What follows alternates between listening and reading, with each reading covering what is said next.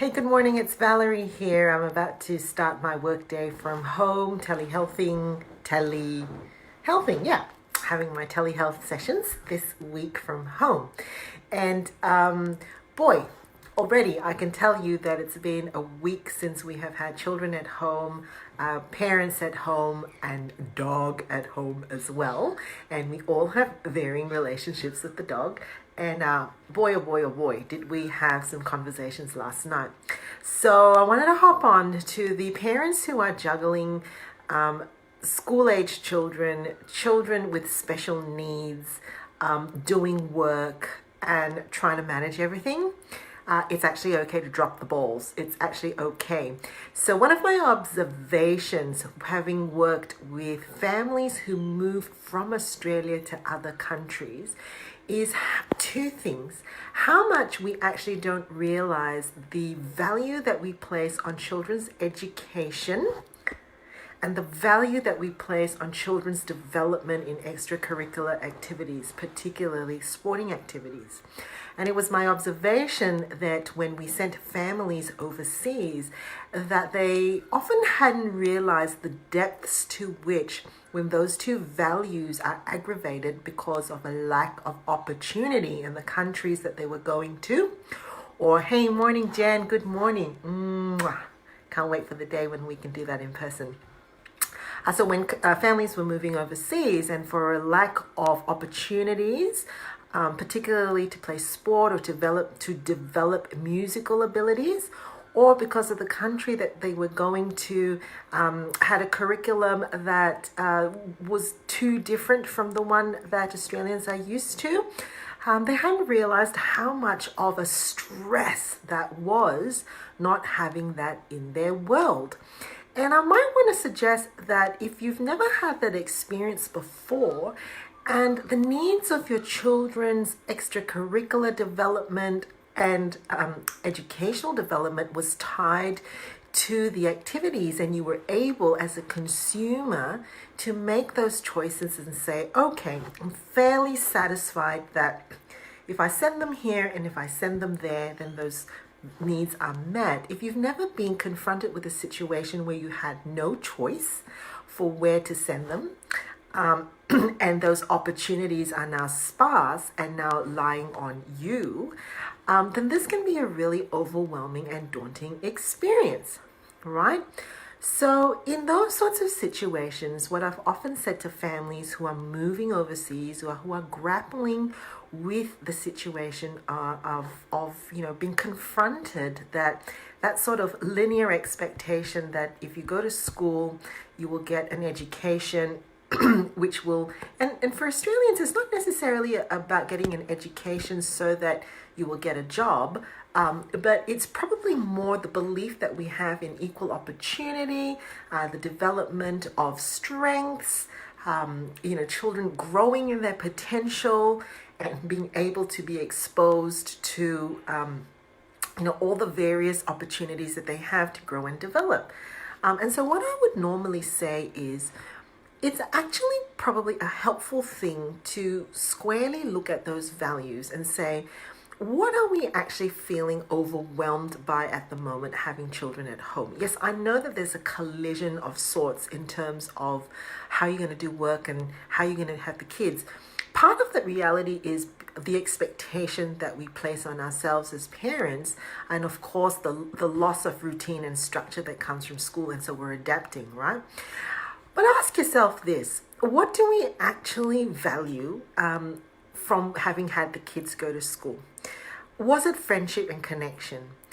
Was it structure? Was it routine? Was it because you felt a sense of ease watching your child who maybe loves math or loves soccer have the opportunity to really invest and have that, right? What is it that's missing? Then I want you to accept that you're not going to be able to provide all of this right now in COVID-19 world or post-COVID-19 world, and that it was never meant to be that way. Children coming home and doing school at home is for safety. not for acceleration. Get what I'm saying? Is for safety, not for acceleration, not for an investment of their education right now. Things are changing all the time, and we don't know when they're going to be able to get back to school. However, if you can identify what those values are that were invested in the school environment and in sending them to extracurricular activities, maybe there's a way to collaboratively with your children ask them how they can recover that while they're doing school at home. And there may be a possibility that your child may actually say to you, actually, I hated ballet. I'm so glad I don't have to go to that anymore. Okay. Or they may say to you, I've always struggled with math. This is not new. And when I was at school, what I found helpful was this. Okay. So this is the time to do some collaborative problem solving as a family. And then a phrase that I love to say, cut your losses. Just cut your losses. You see, the children of Australia are going through this unusual adverse experience together. And there can be some really positive things about this. So if your value about your child's education is also about growing resilience, learning about the world and being adaptive and adaptable to it, well, let me tell you, we are all getting schooled on that. And even if they don't, and you can't figure out that math problem, hands up, I can't figure out that math problem,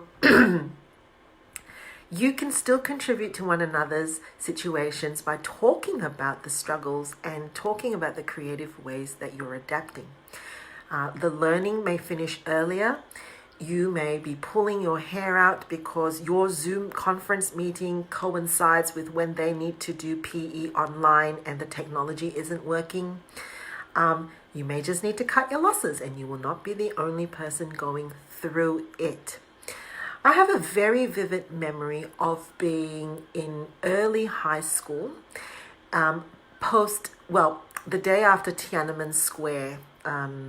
I'm pretty sure I was in high school because it's so vivid to me. I remember waking up and understanding for the first time what the world was really made of and was really like, and the picture of Tiananmen Square, and going to school and being in a class where everybody was subdued, right? No, not everybody's interested in politics at that age. I certainly wasn't. But somehow there was a recognition and a realization that our world had tilted on its axes, not just globally, but internally. Our world had somehow tilted on its axes. And the memory of sitting in a class and just whispering to one another, did you hear the news? What does this mean? What happened? What's going to happen? Was an incredibly solidifying experience that till today I still remember. Now Tiananmen Square is in that moment of being in school and the months after of going through that experience with friends hasn't left me at all.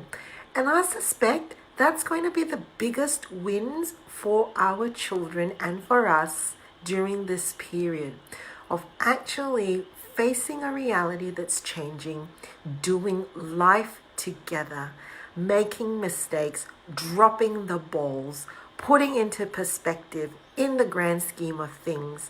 What will this mean? Those things will stick. And when COVID-19 settles down, not if, when COVID-19 settles down, all our children will be back at school and be recovering their time together, be helping one another, talking to one another. Teachers are going to be rallying together to fill up the gaps, figure out where some of those things didn't make sense together as a nation. Don't take on that stress and that burden and that expectation and that reality on your shoulders as a parent, because you didn't sign up for that. You're not made for that. And there's no expectation that that's what you're going to be doing either. Good morning, Michelle. Hey there. Right. Remember that your children's special needs still exist. And the home environment is a whole new place for them to do learning.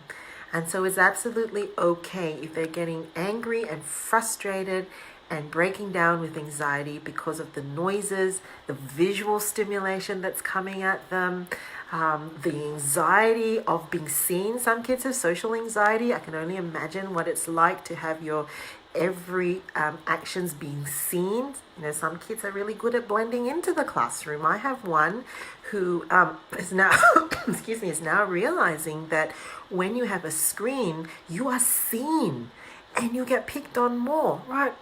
There's a whole bunch of stuff for kids with anxiety, special needs are going through. How do you keep a kid with attentional challenges engaged in the screen? Look, that's all happening. That's all normal. That's all good. That's all fine. You don't have to have the answers today. You may only get the answers at the end of COVID-19. That could be a reality when you figure out, it probably was okay for them to have a illegal Zoom chat going on the side while they did school online. Because apparently this helps with keeping the attention going. Can I suggest that we sit back and we observe for a period? I know it's hectic. I know you're trying to figure out how to do your meetings and everything, but you might just have to cut your losses and say, it is what it is. We might be able to just do 15 minutes of a meeting and everybody will just have to email me. Or we might have to say, I can only do audio, no video, because one part listening audio, one part helping my kid fix their situation with school. That's okay. It's all good. We're all in the same boat. And unless you got an upgrade up here and here for COVID-19, I certainly didn't. Unless you got an upgrade, you're still the same human being, the same limited resources. Don't expect more than that. Take care.